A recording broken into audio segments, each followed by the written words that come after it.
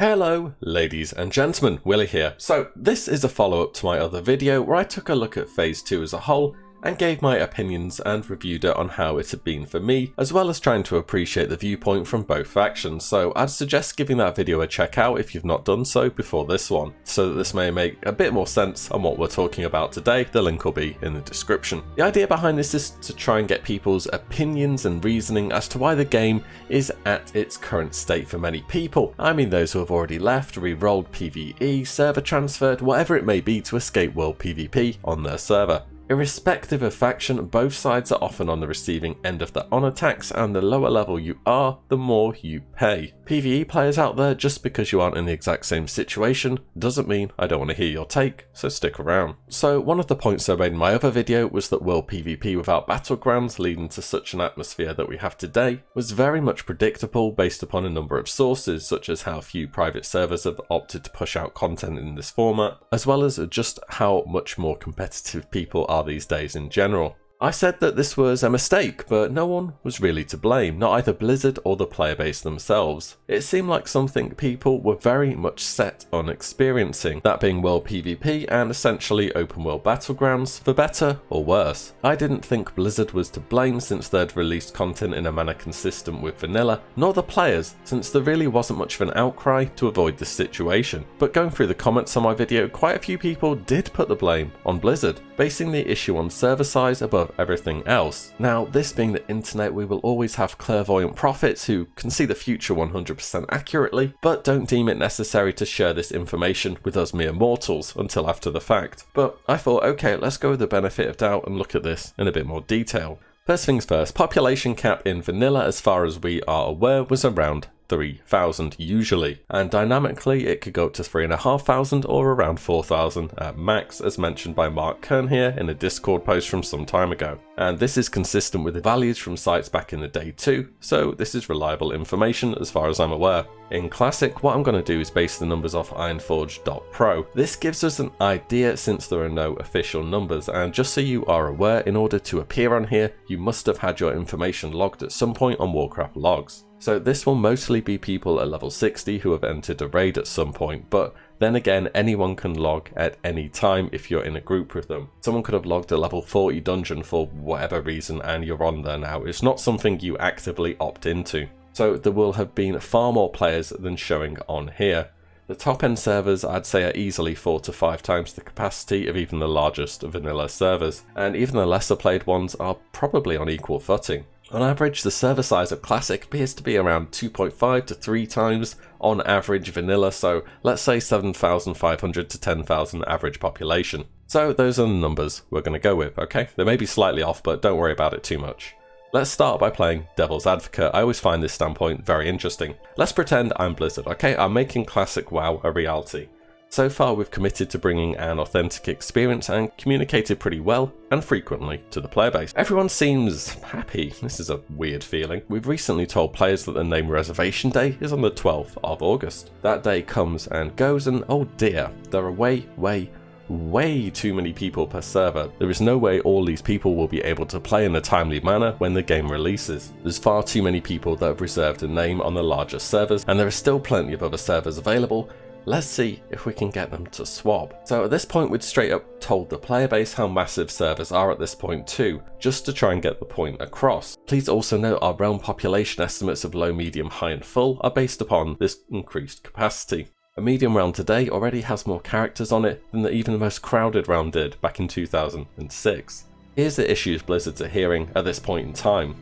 So issue 1, people already have their name on a server. Issue 2, people have agreed to join guilds or friends on a server. And issue number 3, nobody wants to move to a lower population server in case it becomes dead within a month, since there are no transfer options whatsoever at this point. Blizzard themselves recognise the problem. Whilst we are able to fit several times more players on a single realm in 2019 than was the case in 2006, we're not going to raise that cap any further, even though we have the technical capacity to do so. Raising realm caps would simply forestall the problem, letting more players in at launch, but creating an unsustainable situation down the line. But instead of more servers, the resolution was to drive people off the currently larger servers onto smaller ones. More servers seem like a last resort. Why? Blizzard expected a massive player base drop off very quickly. It's more financially viable to run fewer servers. People had already become tied to their server. Even with more server options, opening new servers would not convince many people to abandon their name or their guild. All of the above, maybe. From the get-go of name reservation, massive servers were already set in stone. A decision had been taken prior to our knowledge that big servers were going to be how Classic would go. And it turns out, for all intents and purposes, what we have today are mega servers when compared with vanilla. And mega servers and Classic, as quoted from the 16th of August here, don't really mix too well. Another quote from the 16th of August, same post, in response to the assertion that medium servers are larger than vanilla's bigger servers. He says, so open up more servers. Why are you letting this be a thing when the original game's world was so small? You even admit to as much with your line about forestalling the problem. Phase 2 is going to be a problem in regards to in-game sustainability for anything medium plus. So let's move on as we get closer to release. Part of this post for me leaves serious questions to be asked. We've seen a regular trend where characters keep being made on full realms. Why on earth was this even a possibility? If you know the realm is considerably overpopulated and full, should I be able to go and create a new character on it? At some point you just need to stop people's own stupidity. By your own words, it's full. Don't let people choose that realm. End of story really. 5 more servers were opened on the 26th of August for Europe and 6 for North America. This was quite literally right before the servers launched, in a last-ditch effort to make people make the swap from guaranteed queues to somewhere fresh. The 27th of August, day after release, more servers added. It was too little, it was too late, far too late. Majority were just not willing to make the swap. These servers had already come way too late for people to reasonably consider swapping. So Blizzard did the following. Queues were not dropping enough, even with their extra server capacity, and at this point in time, the transfers came, including more new servers along with this announcement. Free transfers first came on the 4th of September 2019, that's 10 days after release. From then onwards, it's been a similar story, more servers, more transfers, and the faction-specific transfers, of course. It seems unfortunately that history has repeated itself. In vanilla, Blizzard could not meet the volume of players as the game was far more successful than they ever could have hoped. In Classic, Blizzard has failed to anticipate the popularity of the game in advance of Classic's release. It's a bit ironic really, isn't it? What I could not find was any real communications between Blizzard and the player base, or anything put to Blizzard to clarify what plans were in relation to server sizes and capacity when compared to vanilla. I did find some good conversation on it, mostly on Reddit. There was some on the WoW forums too, but most of it was pretty difficult to read. It was just people arguing. And this is perhaps one of my favourite posts I found at all, and I'm going to go through it as it's just so on point with where we are at the moment. General chat becomes Twitch chat. To some extent it was early, it dropped off quite a bit now.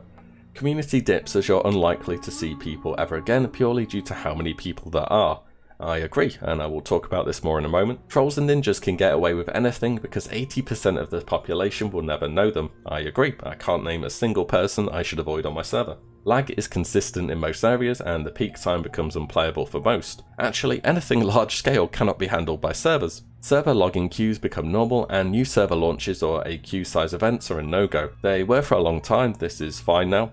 I'm however very concerned for the AQ launch with how poorly servers handle large-scale gatherings. World PvE becomes exceptionally easy and unrewarding when there are 5 players who have already cleared the quest area of mobs and then another 3 or 4 sat on the spawn of the rare or named mob you need. Was the case initially somewhat. A lot of people did just end up farming dungeons though. World PvP changes drastically into giant fights like South Shore versus Taramil everywhere. That 1v1 you're thinking of starting won't ever happen. Yeah, that's pretty much what happened, I agree with that. Large groups of people start monopolizing certain areas and reagents. Yeah, that happened. Think Devil Saw Leather, Essence of Water, Essence of Earth, etc. It's still ongoing. 10,000 or anything near it, in my opinion, not only won't be authentic, but will be horrific to play, borderline unplayable for your average player. I think this is a bit over the top. I would have agreed in Phase 2, specifically for PvP servers though. I think overall though this post is spot on and it's very accurate to where we are at the moment. And it has 27 upvotes. 27. That's how many people were concerning themselves with this conversation, just as an example that I found. And I'm not trying to display myself as some kind of savant in this matter, but until recently, where things have become quite apparent, especially pre-layering being removed and ranking, things seem to have been going largely as expected. Tell me this and be honest with yourself, do you feel as though you're part of a community on your server?